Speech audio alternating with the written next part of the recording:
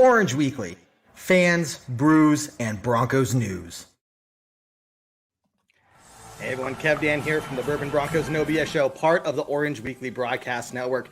Glad to be here with you guys during this offseason show. We have a lot to talk about. You are not going to want to miss it. We're going to end the show with some bold predictions, and you're going to want to stick around for that, guys. We also going to talk about the coach. We're going to talk about some returning players and other big news surrounding the Broncos. And most of all, we're going to be hearing from you all, the viewers, on what you want to talk about. So let's go ahead and break it down. Jared, how you doing today? It's been great, man. I'm missing the Broncos. As you guys saw from my intro video, I was getting a little emotional. Like this offseason with Sean Payton behind the helm, we're not getting a lot from OTAs. We're not getting a lot of the juicy stuff that we normally get in last offseason. I think that's a good thing, but we'll talk about that a little bit later. Agreed. Mr. John. Jared, I don't think I saw a tear in your video, so I call bullshit. Definitely tears. There was tears. I squirt lime. I cried. So that. Jared, because you pull some leg hairs out on your camera doesn't mean that we saw or felt genuine tears from you. That didn't come off. I'm excited to hear you boys.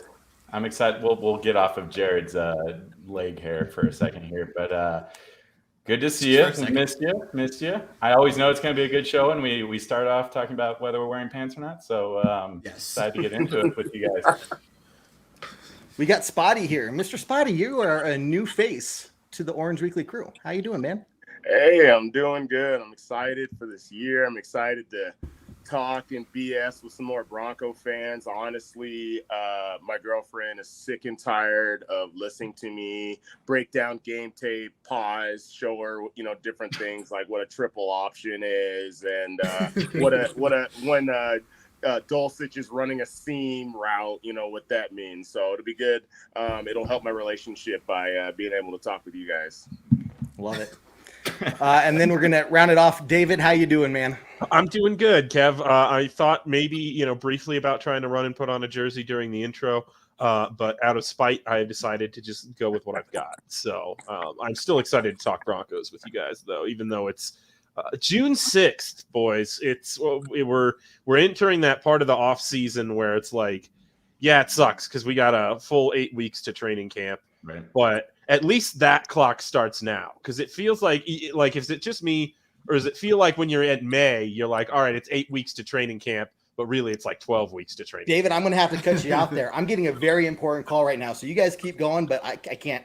I have to take this. Okay, well, so I don't know if Kevin's actually ever gotten an important phone call.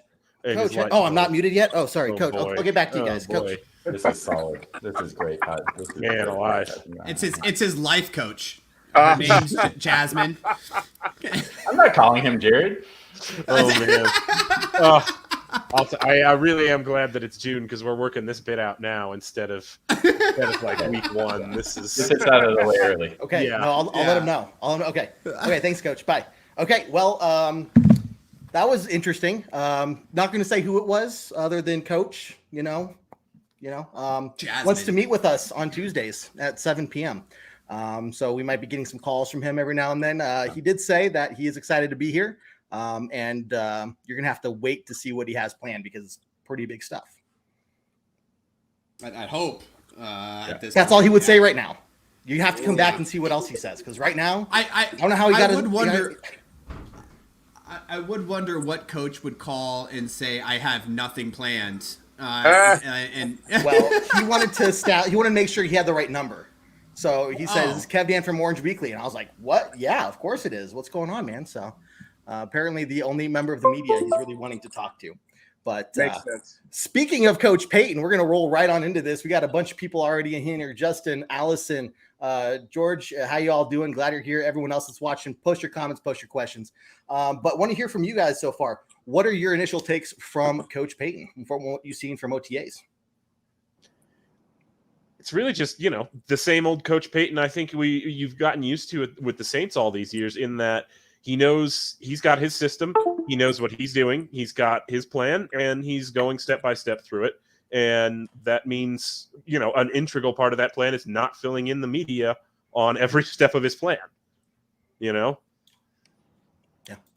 I love it. I think him not being involved in the media and it's funny. I think his intro when he became the head coach, his intro media day, he kind of like told the media, he was like, you guys are gonna ask a lot of questions and I'm not going to tell you, and you guys are gonna have to be okay. Like, it wasn't a question, it wasn't like, hey, I hope you guys are, it was like, you guys are gonna learn to be okay with this because that's how it's gonna be from here on out. And I loved it, and hopefully, obviously, it ends up being on the field, stuff that we're not going to see, stuff that people aren't going to be used to. But I'm excited about it. I think it's actually a really good change of pace for the Broncos.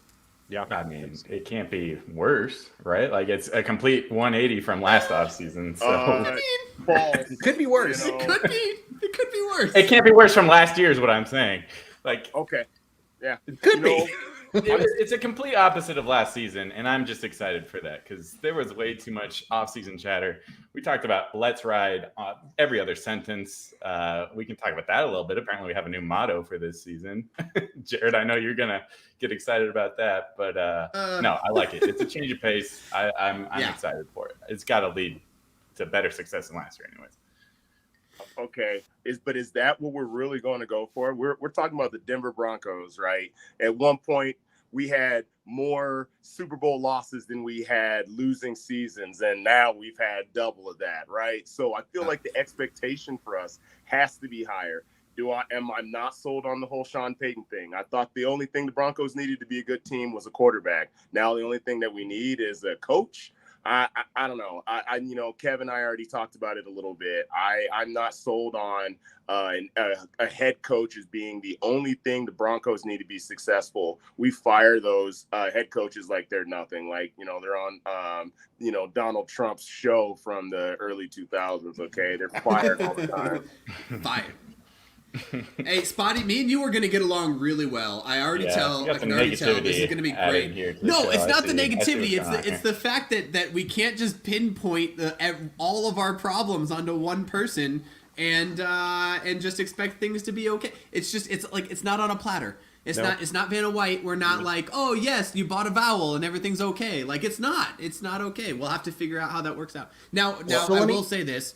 It wasn't just Sean Payton. Sean Payton completely revamped the coaching staff, right? There's a lot of new coaches around, except a couple old coaches back, but there's a lot of change in the coaches room. So hopefully that is what needed to be changed, and hopefully we can get Russ back to what he was in 2018. But until then, it's just kind of like a wait and see game for us, and it's June, unfortunately. It is. Well, it is. You touched on that. Let me ask you this. What's the problem with bringing Vance Joseph back? What's the problem with that? Oh, nothing. I love the fact that the players loved him, and he was a Spotty's great. laughing. Spotty, are you like? I'm excited to hear Spotty's take on this. We have not had a shitty defense since the Super Bowl. Like, we've had a top 10, top 5 defenses some years since then, including him as head coach. His problem was he was too much of a defensive coordinator, and I think it's great to have him back, especially if the locker room accepts him. That's the only. Was the locker room ready to bring him back? Was the locker room ready to accept him as a defense coordinator? And I think they are, because let's be honest, most of our team, we've officially lost. I'm getting ahead of myself. We officially lost the last member of Super Bowl 50. Wow, way to jump the gun there, Jared. That we did. Okay. Spotty, what do you think? What do you think? My opinion about Vance is the last time we had him and this time we had him, we've surrounded him with superior talent. And it's real hard when you got superior talent to look bad. And of course, the biggest part of me believes that we lost the chance to keep Evero around.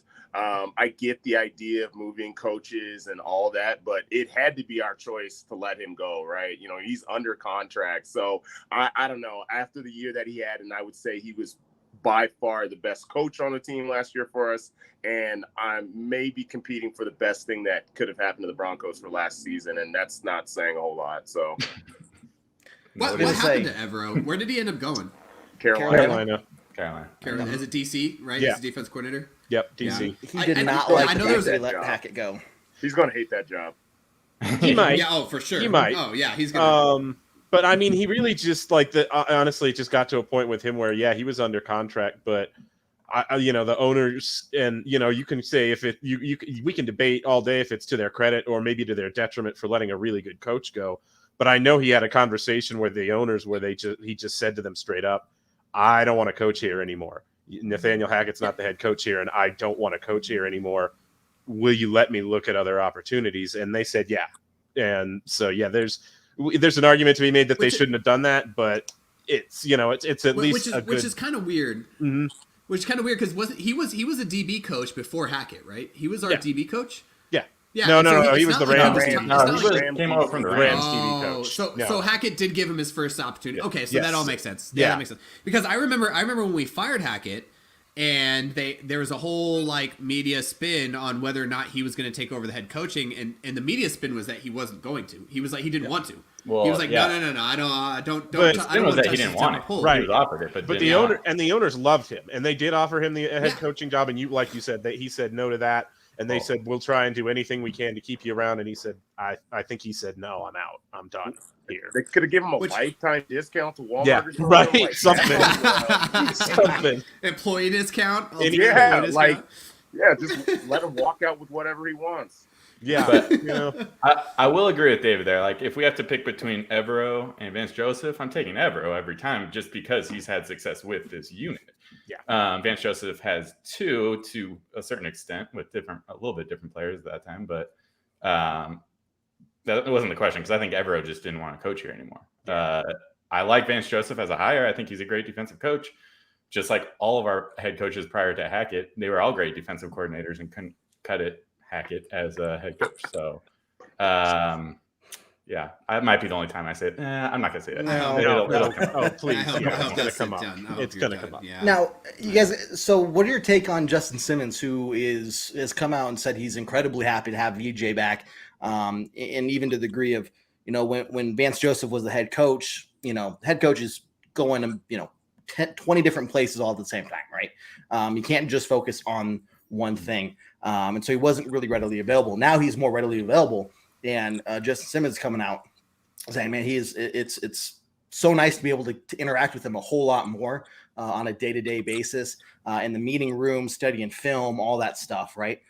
So, I'm leaning towards what Justin Simmons is saying. If he's saying that, man, this is great and he has a positive attitude about it, I'm going to believe it, right? And I know that there's the press speak, right? No player's really going to come out and say this sucks, but he just seems so. He seems, but he seems so sincere about it. Ha ha ha! But he seems so sincere about it, right? Sure. I don't know. I'll tell you, I think it's going to be really interesting to see what he runs this season, because Vance Joseph has not been a user of the Fangio tenets, but I have heard a couple of different places this offseason say he is going to run more of that style of defense because that's what Sean Payton wants. So I want to see. I'd love to see how much continuity we have from last season. I think it's going to be really interesting what he does. Yeah. I think that comment means a little more about Justin Simmons than it does about the coach, right? Mm-hmm. That is, we've been talking about for the longest time, we need a leader in the locker room. And I feel like this is that year for it to be Justin. I don't think there's any better choice than him. So he almost has to come out to say that, to get his boys on board. I'm not saying that's going to help them wake up in the morning, but if you see your leader going and following what they have to say, then you're going to follow him. Yeah, and let's remember, Justin Simmons is one of the few defensive guys left on that roster that was with Fangio. So I think that's a big piece of it, and I think like Spotty was saying, get your guys around him. Like, hey, dude, here's the other thing. I think that that Fangio really complements Sean Payton very well. Sean Payton is a very structured, very we're gonna do this, kind of militant almost. And Fangio is a guy of the people.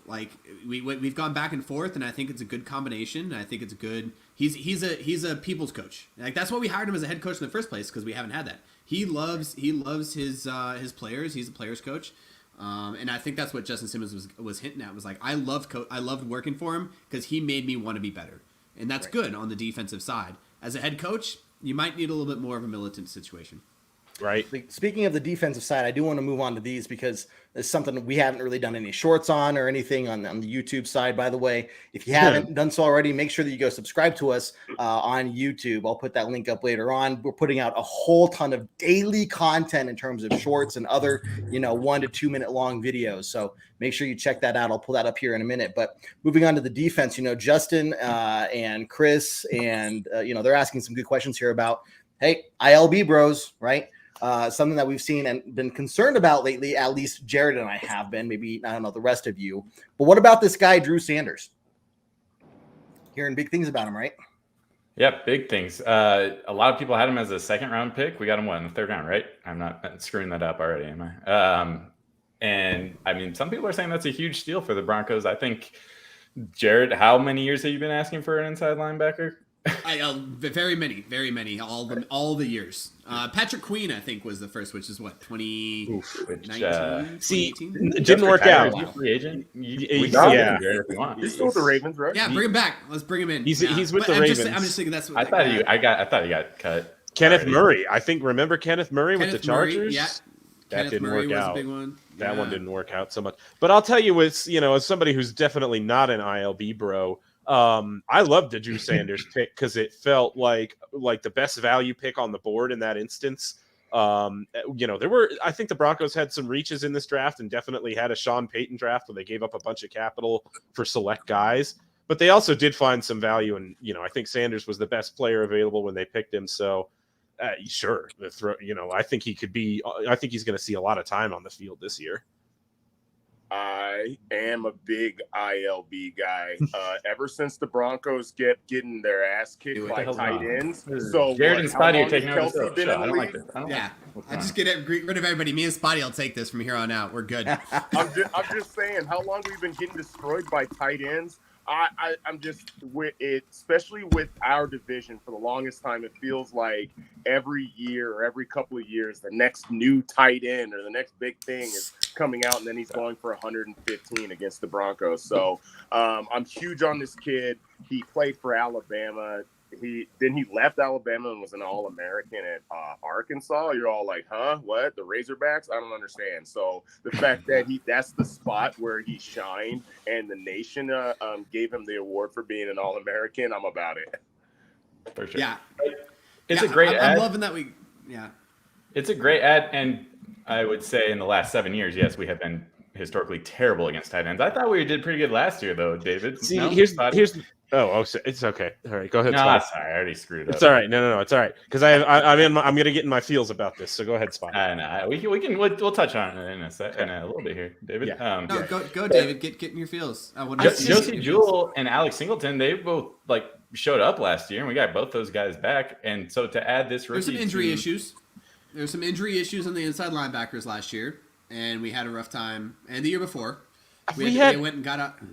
They were fine. Good. 2 years they ago, were for sure. fine. That's the thing. Like we can pretend that we had an injury decimated core last year, but they were fine.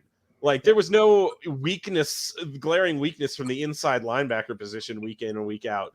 And if there is that narrative, I'm sorry, Jared. It's a fantasy. It didn't happen last year. It's not last year. That's what I think. I feel like last year we shut down that inside linebacker. If I wasn't drinking this comment right here.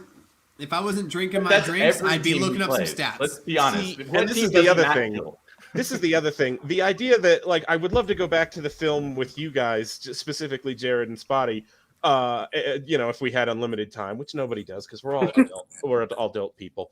But if we did, the Broncos don't use their inside linebackers to cover tight ends like Kelsey and Waller all that often. Nobody. It's because we don't have inside linebackers to cover that. It's not because of that. It's because you're better off we had to do that. We had to go to the strong safety cover look, and we had to go nickel dime with tight ends and that's why Kelsey that's why they screw us up because they're so much stronger and bigger than we are. If we had an inside linebacker to be able to cover them, they could be out physical and outspeed them. But now we have these.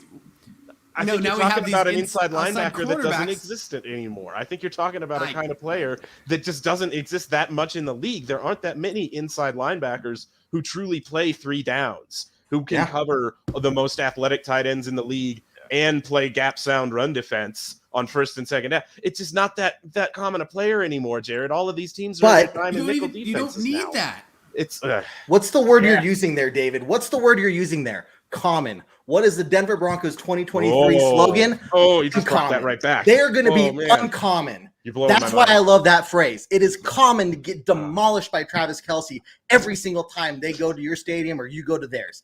We are not going to be that team anymore. I like that mindset. You may not. I know a lot of people don't like it. I like it. I don't mind it, but it's like, is it that I don't like it? You're not a team that needs slogan. Like, when did this? I feel like last year was the first time that we were like, let's ride.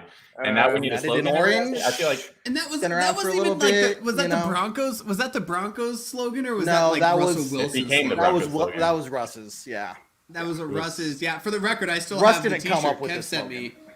It was the Broncos slogan until it was says, Russ's slogan. You know what I mean? And made me wear it on the show. I mean, I don't he's hate gonna pull every single one of those up. Like, stop saying that. Like, can we just? But seriously, there's got to be people, and you can find talent that can do it. Yes, it is very hard and rare to find those kind of guys, but they're out there. And I think, if Sanders can do this, are you going to be complaining? Hell no, you're not. You're going to be like, okay, you're going to have to eat crow, man. I just don't want to put the expectation on Sanders that his success or failure depends on whether or not he can cover a tight end like Travis Kelce. No, absolutely. Like, I think he can be a really effective and helpful player to this team without doing that. And I think the best part about good defensive coordinators is that they find the right guy for the job. Right. And if you can find, it doesn't matter if it's an inside linebacker, if it's a strong safety, if it's a corner that you feel that can keep up with the guys like Kelce and what's his name from the Jacobs, or no, who was the tight end from the Raiders? He's gone now, the Waller. Yeah, he's a giant now. Yeah, he's gone. Yeah. So it doesn't matter. He's gone. But when you keep up with those tight ends, it doesn't matter who you put on them. Is good defense coordinator is going to find the right guy for the matchup, game in and game out. It doesn't have to be one guy that covers every tight end. So that's kind of, I'm hoping Vance can do that, and then we'll see what happens. You talk about Kelce. Like, Kelce is their number one wide receiver. Who else are they going to throw to on that team? Like, I'm hearing rumblings about Kadarius Toney this exactly year, what you just said, Jared. You have to game plan and pick the right player to cover that with what you got. So I don't know. Our defense is not the problem. Like, seriously. Okay. We spent too much time on this. We say that until the Chiefs beat us to 35 points. All right, like. That we can say it's not the problem. And don't get me wrong, I love the defense. I'm wearing my Chris Harris Jr. right now. Always been about that. But we know, when was the last time we beat the Chiefs? So we know that the defense really has to be it. I'm not listening. It has to be it. Yeah, no, you're right. And look, last year we were sitting here super worried about Evero coming in. Like, how is this going to change our defense? We all came in, we're like, we got our quarterback, we got offensive head coach. The only question mark is this brand new defensive coordinator. And to Spotty's point earlier, he was the best thing about our coaching staff last year. So, yeah, look, back to expectations. Last year we were talking about winning Super Bowls because we finally had that quarterback, and that's all we were missing. And that clearly proved us all wrong. So let's make the playoffs. Yeah, at this point, expectations are very tempered on this show. Yeah, tempered's a good point. Yeah, tempered's a good word for that. Yeah, like I'll tell you, playoffs is kind of where we're going. Even playoffs will be a good season. Even 10 wins, but you miss the playoffs in this AFC, where now Aaron Rodgers is in the conference too. Like, I don't know, 10 wins would be. Are you really worried about that guy?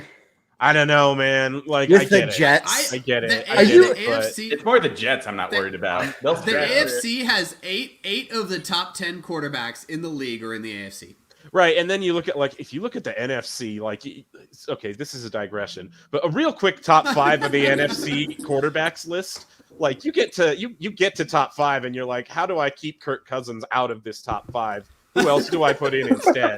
It's brutal over there. It's rough, guy. Yeah, it's so. Anyway, now back to what we were talking about. Yeah, the offense is the problem here. So what do you guys think then? What do you think is an area that has seen improvement here, and where do you think the offense still needs to come up a little bit?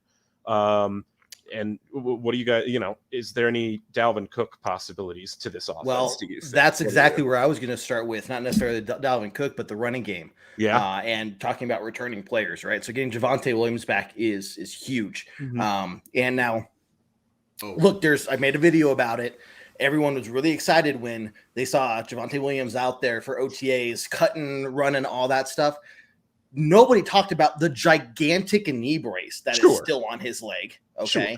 And no one's really hitting or anything right yet. So look, it's definitely a good sign, but I'm not quite sold that he's going to be ready for week 1. Right. And that's where you get a Dalvin Cook. Is it worth going to get a Dalvin Cook guy? But either way, I think Coach Payton's system and what he has planned for Russell Wilson to work, you've got to establish that run game early, like game 1, dominating the run game, and tell the NFL, we are going to run the ball down your throat for the full 60 minutes of this game, and you are going to be exhausted by the end of it, and not let up. So whatever we need to do, the thing is Dalvin Cook is still available, and that raises some red flags. Like, why is he still free? Well, right? I mean, he's not a free agent yet, technically. I'm like, did I miss something? Oh, that's right. I thought he was missed something about Dalvin Cook. What is going on here? No. So he's been on the trading block, unofficially, I guess, for since the draft or before the draft. Yeah. And they are getting to the point with him where it's just they're not finding a trade partner, so they might release him. But it's been a very slow burn. I don't think we should give draft capital for him. Certainly. Yeah. No, we don't have any. No, exactly. No, exactly. Wait, David, we have a first round pick next year. Let's trade it. Jesus. Oh, if you give a first round pick for any running back, I'm gonna have to walk away from football for a minute. Tell the Lions that. I won't tell the Lions that. You know why? The Lions' problems are not my problems. They really aren't. But to your point, Kev, I'm sorry, Jared, and then I'll let you go. To your point, at least, and we haven't heard Coach Payton talk about any of the plans this season, but with their personnel moves, they have telegraphed that will to run the ball. Ben Powers, Mike McGlinchey, Chris Manhertz, those pickups, they are power running at you this season. And I applaud it. Why have we taken so long to do this? When is the last time that we put money in it? We're like, yeah, you know what will solve the problem? Let's pay Garrett Bowles top money. Mm-hmm. No. Right tackle. And then Cam Flemings and Billy Turner and Jawan Johnson. Are you kidding Jawan me? James, yeah, jeez. Yeah. These guys are. How much money we just blown on dudes? We're like, we really hope they'll help us out. Yeah. Yeah, I'm glad it's not my money. I like to say this every offseason. It's not my money, so I don't really care that much. But I'm sure glad it's not my money. David, that's because you don't have money. Yeah. I mean, what? David, Jawan was like, this was so bad, I need to sue them. Right? Right? Yeah. So, yeah. 100%. It was the rough. best thing that we've done in years is shore up the offensive line with hog mollies. That's an old term. You don't even hear it that much anymore. Bring it hog back. mollies. All right. McGlinchey's what, like 6'8", man? Yeah. Like 100%. You invite him over to Sunday dinner and he eats the table, right? So, I've said this about McGlinchey before. He uses the vertical face mask bar on his face mask. Nobody does that anymore. It's so old school. I fucking love that. I Pure fucking hog love molly that. form. Yeah, But- absolutely.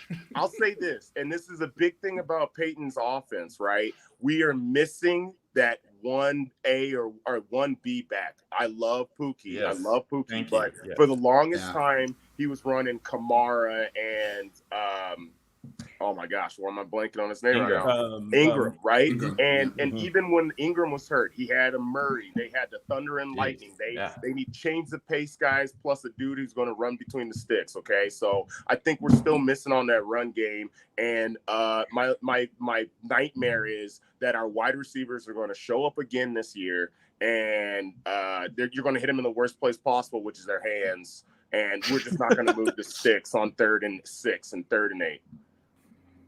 All right, Spotty. I got to stop you there. I've loved literally everything you said until Hey, then. you said hog molly. We That's found the it. first time we've ever said hog found molly. the No, topic. I love that. I love that all the way until the last He's sentence. bringing it Like he strong. was good. First episode, I'm sitting here loving Spotty. I'm like, man, Spotty is the greatest Orange Weekly ad we've had in years. But here's my problem, including Kev Dan, who, for the record, all of us just Wait, I've finally. been at it in years. Excuse me. It's all right, John. It was a slight to everybody on the podcast. Here we go. So, I do want to point out this is probably the first time ever on a show that Kev Dan said something. Everybody was like, "Yeah, no, you're right. Yeah, that's the first time." I think you're right. 6 years later. Whoa, yeah. 6 years later, here we are. But no, Spotty. no. Spotty, I gotta say, like, we gotta stop hating on our wide receiver. If you look across the board, our wide receiver room is the best on our team. And then we went and I'm going to get on a diatribe here, and I'm sorry. I apologize. I'm going to get on it. I'm going to get on my high horse. We went out and got a wide receiver in the first round, in the second round, whatever pick we got. The last pick of the second round it was. Yeah, so whatever. We got a wide receiver with the first option that we had. And the wide receiver room is the deepest that we got. And I think that we have a very good wide receiver room. You know why they didn't catch the balls? It's because they were surprised to hit him in the hands. They weren't expecting it to go to him or hit him in the hands. We got that problem, all right? All right. Now, Jared, you made an excellent point at that last sentence there. That's a good point. But I will say I'm going to pull some words that you pulled out back at you from earlier in the podcast, which was that it was exactly like you said. You can't just put the blame on the one person. And the breakdowns in the passing game, some of it was on the wide receivers. Yeah, some of it was on Russell Wilson. Some of it was on the staff, but some of it was on the receivers too.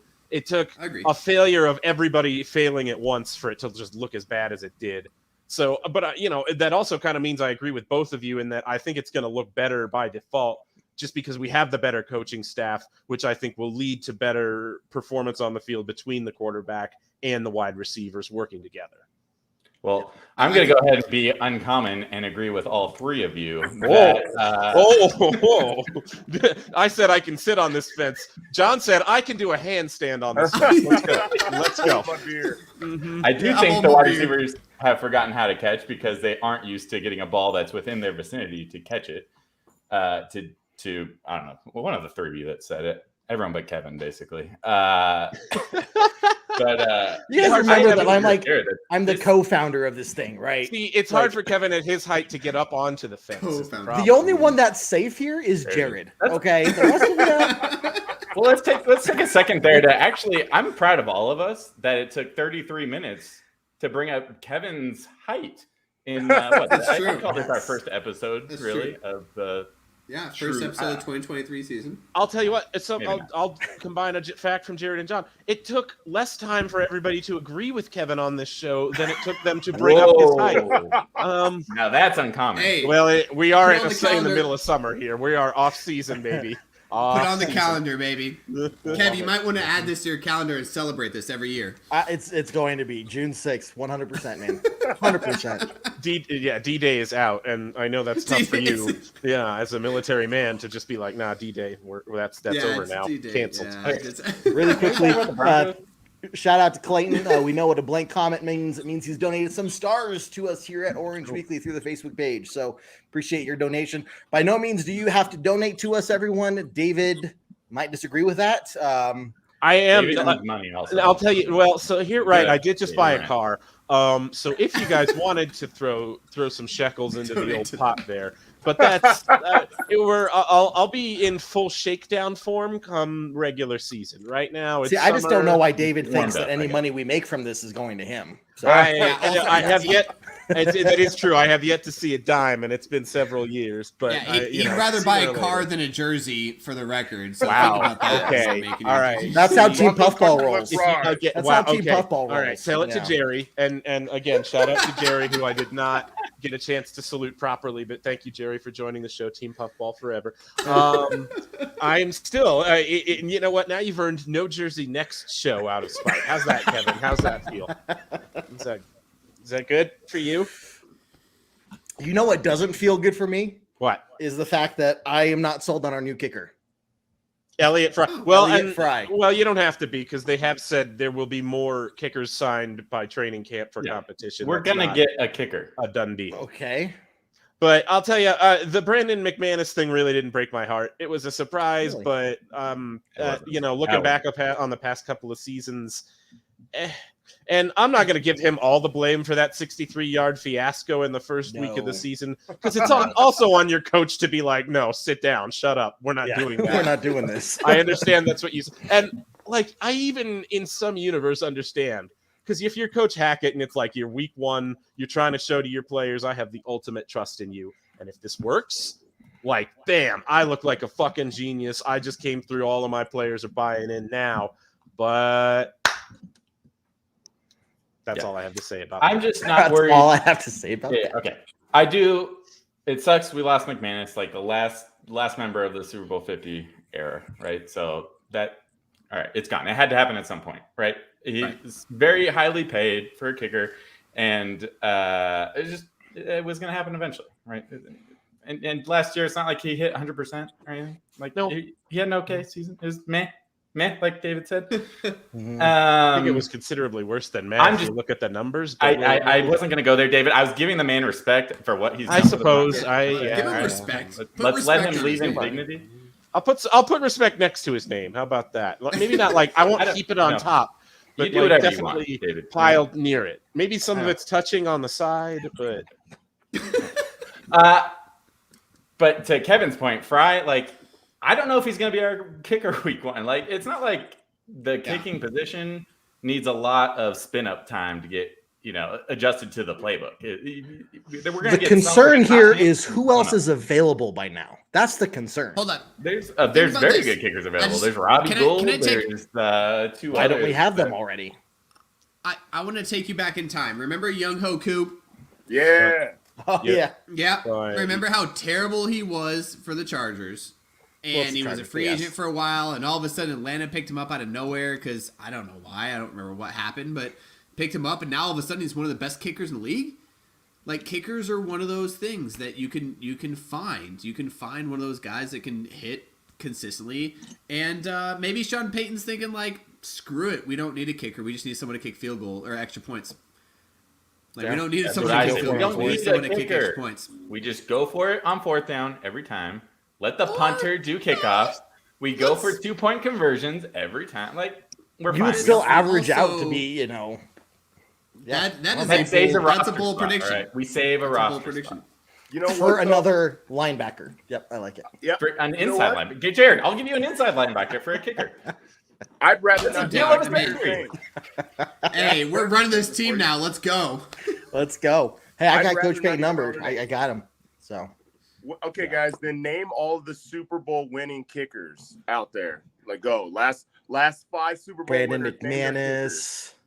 I'll bet Justin Tucker's in there, but that's when the Ravens haven't won it. I'm just saying, I don't even want to know the kicker's name. I don't care, because if I don't know their name, then it's not an issue. It means they could have been 100%. They could have been 0 for 0. Who knows? If you don't know their name, if they get on the field, one or two. Let's put it this way, Spotty. How many kickers are in the Hall of Fame? 7. Morton. You're very sure of yourself there, David. I was 100%. David was like, I know the Hall of Fame numbers by heart. Like, do you not know this? You're confident. I like your confidence. Say it with confidence. Then, it took you guys a full half of a second to question it. I knew you were wrong. I was really like, holy shit. Really, I'm just here to impress Jared for as long as possible. That's what I'm really here to do. I'll Google it right now, but I'm pretty sure the answer is 0. Oh no, there's got to be at least one. Is it Mortensen? Morton Anderson is 18. What's that Seahawks kicker? Morton Anderson. I know there's a punter. Jason Elam. Seahorn. Is Elam in there yet? I'm not talking about punters. We have a punter. I'm not worried about the punting position. Oh, we have a punter. What's their name? Dixon. Yeah, we brought back Dixon. No. Did we bring back Dixon? Yeah. Mm-hmm. Yeah. See, there you go. What did Ray Lewis used to say in that commercial? Speakers will speak when spoken to, man. Yes. I'm hoping that we never have to do post-game interviews of the kicker. They're okay. Fry's going to be up there, and he's going to be like, I kicked it through the uprights. They'll be like, oh my God. Yeah, they snapped the ball, I kicked the ball, and it went through the uprights. Here in Denver, I don't know if you have to angle it. You have to analyze the wind. Is it gusty? Is it a steady wind? I mean, there's a lot of internal like mathematics in your head that you have to figure out. Yeah, you grab a little bit of grass and you throw it in the air. What kind of grass is it? Thinner air. So what you have to do is you've got to kick it as if it was thin. Okay. Hey, we're going to move on from this conversation. Let's not to hate on kickers. I do think kickers are important, but not where you don't even have them in our fantasy league, John. But I think it's important that we spend some time. 4 kickers in the NFL Hall of Fame, just to I don't think back. Is that true?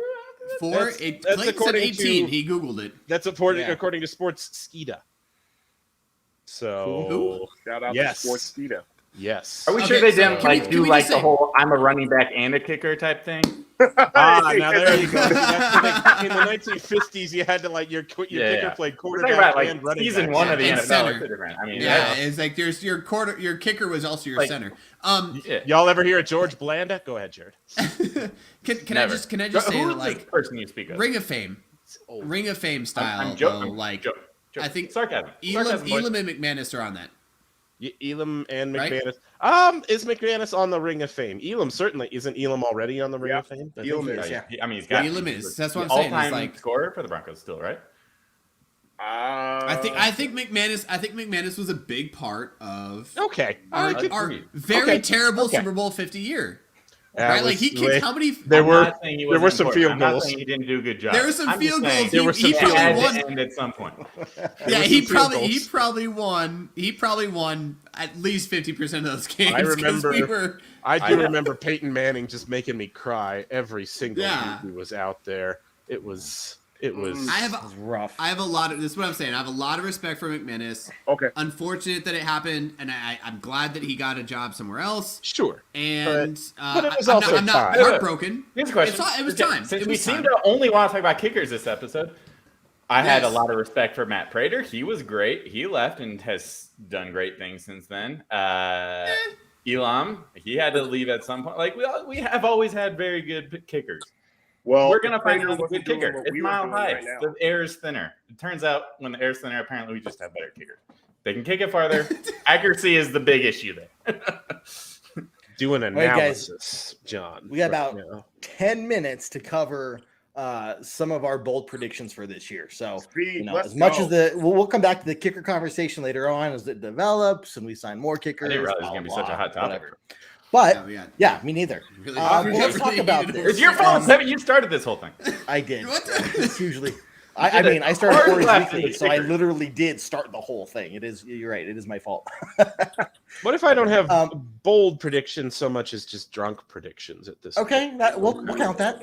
Yeah. Cool. David, we'll let you start. What is one of your... We're changing our segment. Yes, I love that. Do this job sober? This podcast sober? I don't. Yeah. I don't know. Okay, bold/drunk prediction. I think that Zach Allen, new interior defensive lineman for the Denver Broncos, will have at least 7 sacks this year.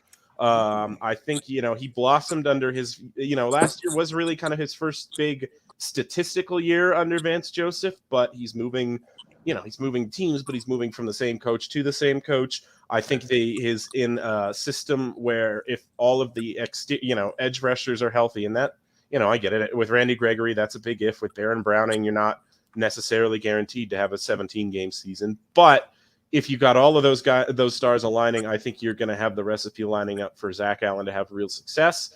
And so I think he's going to have a ton of pressures, a ton of sacks, and that is my bold/drunk prediction. I feel like we should write these down to see their progression through the season. No. This is not. We record. We don't keep track of what we say on the show, right? Yeah, well, not recorded. So here's the problem. We don't record this or do anything with this, right? I have it's on the internet, guys, and I know this may be a shock to some of you, but the internet is forever. No. We are going to turn these into YouTube for now, David. For now.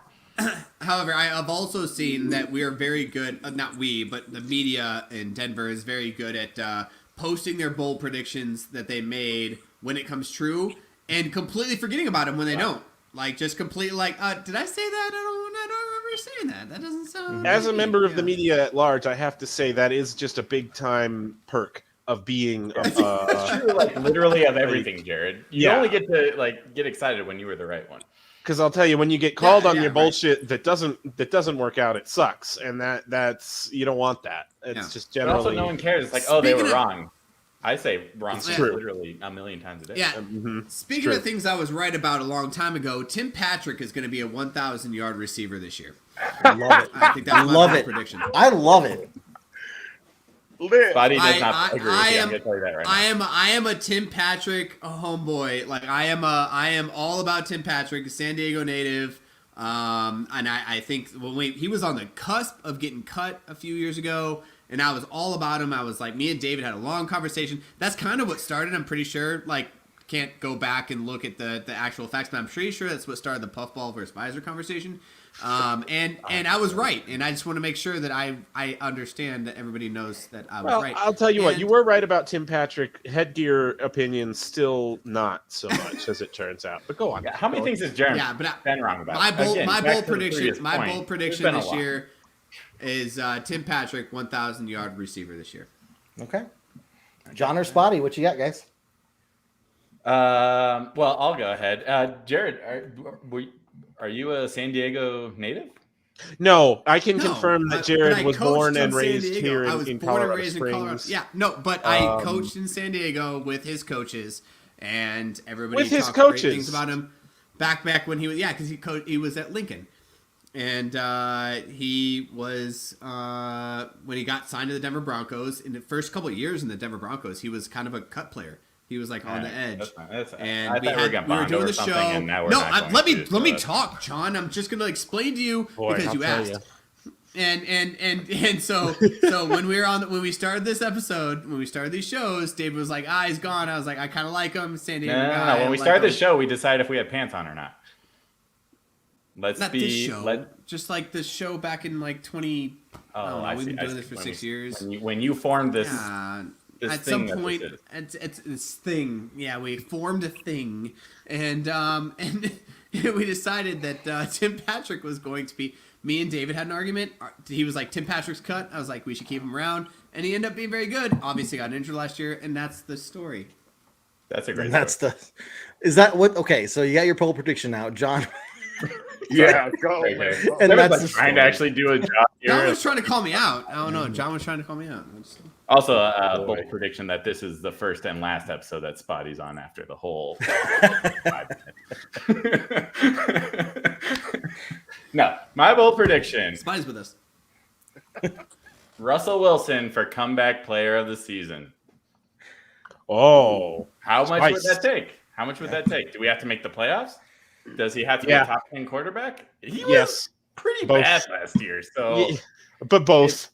If he can get I'd say top near 5. his Seattle days, top 5. That's it. That's what he has to be. He has to be top 5 because he's been a top 5 quarterback in this league. So in order to be comeback player, he has to ascend so far back above what we saw last year. Because that's the other thing. He's been fighting this narrative the last couple of years where he's washed. It wasn't just last year. That was the talk before he left Seattle too. So now you've got to overcome that too. And I think the bar is real high.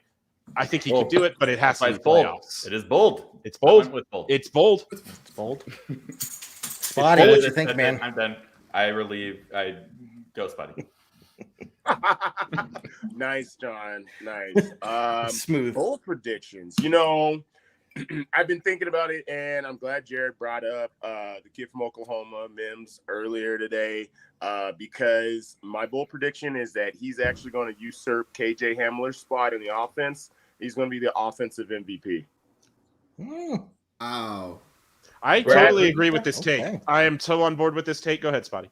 Okay. And the reason being is if you watch the tape on this kid, right? Okay, this isn't any of that college, hey, this is a spread offense. We're doing all this wacky stuff. No, we're talking about a pro-style offense where the kid on regulars 15 to 18 yards, and then he's making it happen. I'm telling you, he's the kind of guy you just get the ball in his hands and you let him do it.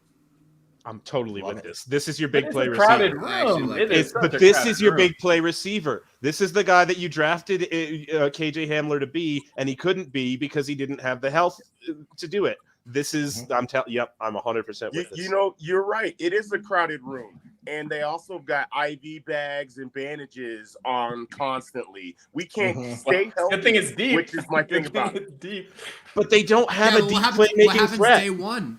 Yeah, but they don't have a deep playmaking threat. That's like it's a crowded room, but you've got all of these different guys with different skill sets, and nobody does what Mims does except KJ Hamler, and KJ Hamler hasn't been healthy. And Marquez Callaway, who we signed. Yeah, you're right, Marquez Callaway. But Marquez, I don't know. 6'4". Yeah, he's huge, and he's not. He was that deep threat in New Orleans.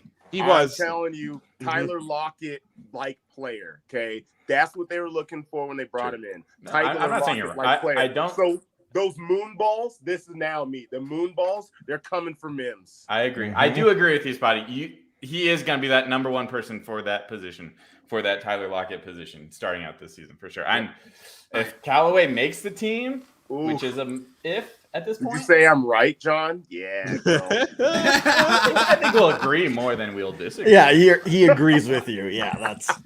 Hey, look, I'm going to wrap it up. A lot of good bold predictions there. A lot of player-focused predictions. Mine, I'm going to go ahead and say that not only do we beat the Raiders for the last game of the season, but that's the game that gets us into the playoffs, and we win the wild card game. Ooh, spicy. Yep, we actually win a playoff game. Okay. That's your bold prediction, though, not that we beat the Raiders, right? That doesn't. No. Well, I'm gonna say that's the game that gets us into the playoffs. So we're gonna have to win on the road. You're hitting like three different bets right now. This is a great. Yeah, parlay. he's taking the Raiders make the playoffs. He's taking a parlay right now.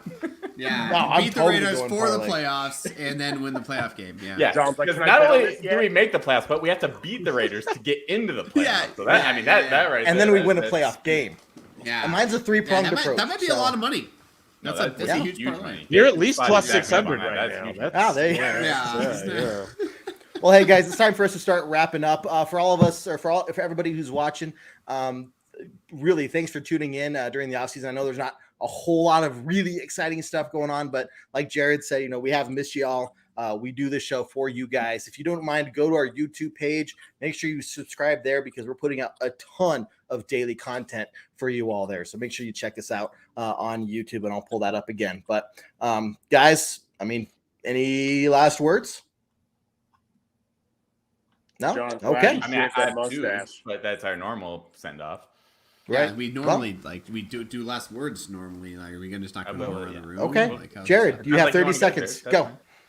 I got 30 seconds. Hey, Spotty, it's great to have you, man. Appreciate you having us. And I appreciate you coming on. I appreciate you coming on this season. And especially since we agree on like 90% of what we say. But hey, thank you so much. And I think we're gonna have a great season this year. I think I'm really, really feeling it. I think we have a good future here with Sean Payton. So let's go with that. So, cool. John, over to you. Yeah, I'll quickly jump on Jared's bad whack there. Super stoked to have Spotty on with us. I think we've had this conversation about 4 or 5 times trying to get you on the show. So I'm glad we could make it finally happen, and looking forward to hanging out with you for the forever. Your wife made you say that. It's weird. It's getting weird. It's never been weird in here before. So, Spotty, the only reason I was angry at Jared is because I was also going to congratulate you and use that as a decent chunk of my time for my closing thoughts, because it's June and I don't have any other closing thoughts. Anyway, guys, it's gonna be a kind of a long, sucky couple of 8 weeks that we've got going here, but at the end of it, at least Broncos training camp will start and we'll know some stuff about this team. So the season's coming. Just hang in there. I love it. Yeah. Go for it.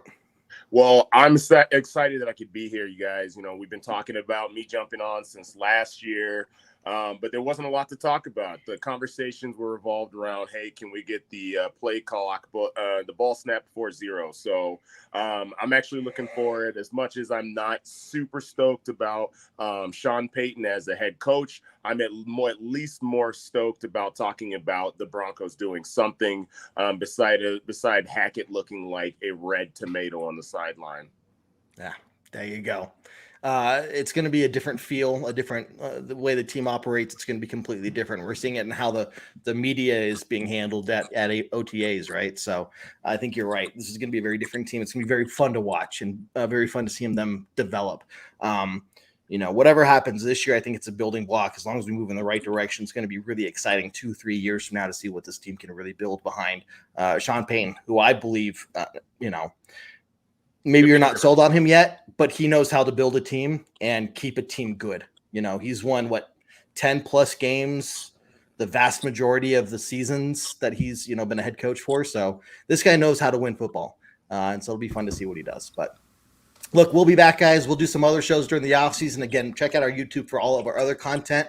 Once we get into August, we're going to be bringing back the weekly Bourbon Broncos No BS shows and a whole bunch of other content as well. So, guys, I think there's nothing else to say other than to end this on a very strong Go Broncos. Go Broncos. Go Broncos. Go Broncos. We didn't tell Spotty how to end this. There you go. No. I'm Cheers. drinking Hey, Spotty, beer. let's try it again. Thinking? Let's try it again. Try it again. Do it one more time. Ready? And we end it on a strong. And our powers combined. Go Broncos. Fire, water, Earth. air. Go Captain Planet.